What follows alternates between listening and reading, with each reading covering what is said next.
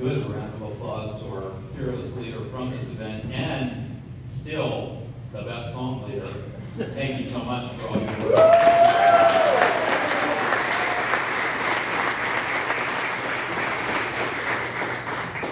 It's been fun watching today as people arrived, and you could see just the stories being rekindled, probably the one or two stories maybe that we couldn't tell in a public forum as well, being shared and rekindled.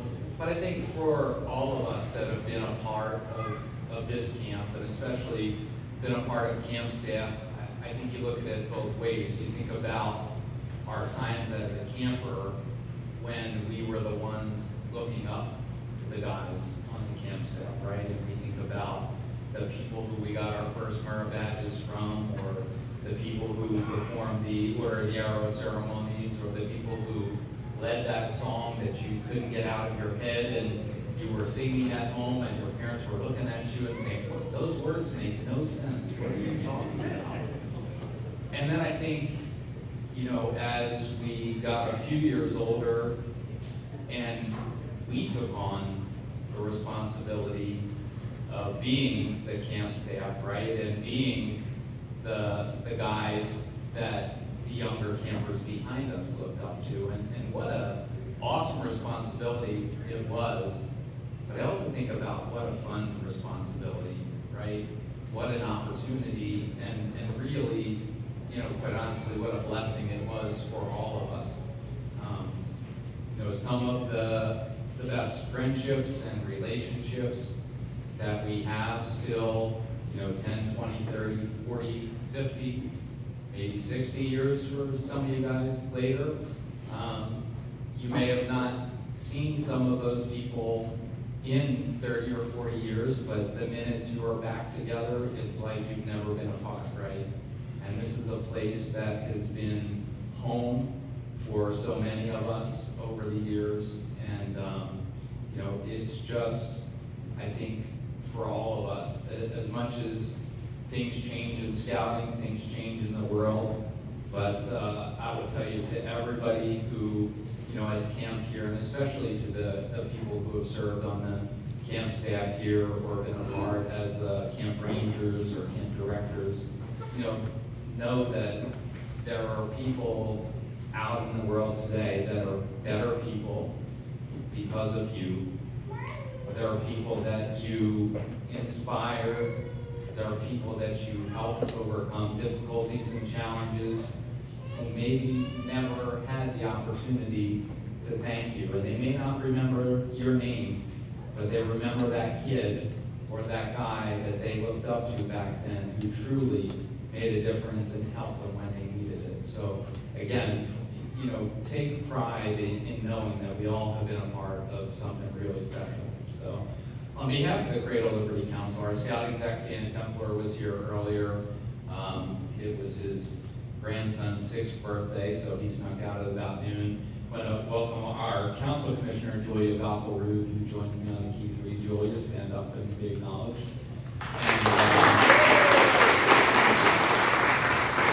And, for those who maybe haven't, been around or in tune on what's going on in scouting for a while, I will tell you that, we are fortunate in the Cradle Liberty Council to be one of the few councils across the country with 3 years consecutively of membership growth. And I think the one thing that I'm the most proud about is that last year, the majority of that membership growth came in the city of Philadelphia, which is really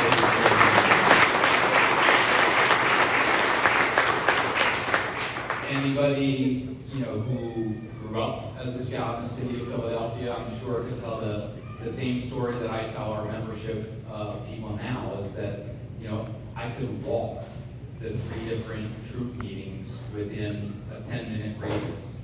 And now, unfortunately, there are some places that we couldn't drive 20 minutes and find a troop, but we're really doing our best to try to change that and making some small incremental progress with that. So I think that's important for you to know. Every Boy Scout Council faces challenges changes and changes, so, we're not alone from that, but we've done pretty well over the last couple of years. If you have not been to Resica Falls ever, or recently, Resica is our flagship camp, and there'll be about 2,700 campers there this summer, and really, that's been going well. There will be day camps and some exciting things happening here at Hart this summer.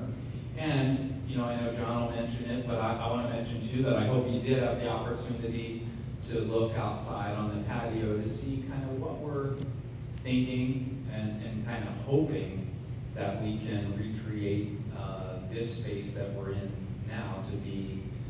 It's going to take a lot of work and a lot of money, but we feel like we're laying the right plans to be able to do that, so that the next time you come back, maybe this actually does look a little different than it did the last time you were here, because I think there aren't very many places in camp we can say would look very different, right? So, but we're trying to change and trying to adapt, and we'll be having some conversations with folks, and hopefully some of you in the room are going to want to help us do that too. But today again is really about just bringing people together and sharing great memories, and being grateful that one day we all decided to make the decision to join and become a scout.